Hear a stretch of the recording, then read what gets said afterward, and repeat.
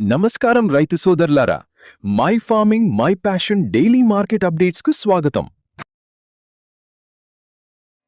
కందులు. ఈరోజు కందుల మార్కెట్లో మిశ్రమ ట్రెండ్ కనిపించినప్పటికీ ప్రధాన హబ్లలో ధరల ఒత్తిడి కొనసాగింది. కట్నీ మార్కెట్లో కందుల డెలివరీ రేటు మరియు లాతూర్ మార్కెట్లో మారుతీ రకం ధరలు క్వింటాలుకు 100 రూపాయల చొప్పున తగ్గాయి. బెంగళూరు ముగింపు మార్కెట్లో గుల్బర్గా సార్టెక్స్, నాన్ సార్టెక్స్ మరియు మహారాష్ట్ర సార్టెక్స్ పప్పు రకాల ధరలు 100 రూపాయల మేర క్షీణించాయి. హైదరాబాద్ మార్కెట్లో కందుల ధర 50 రూపాయలు తగ్గి 8,050 నుండి 8,100 రూపాయల మధ్య పలికింది. వినుకొండ మరియు పొదిలి మార్కెట్లలో కూడా ధరలు 50 రూపాయల మేర తగ్గాయి.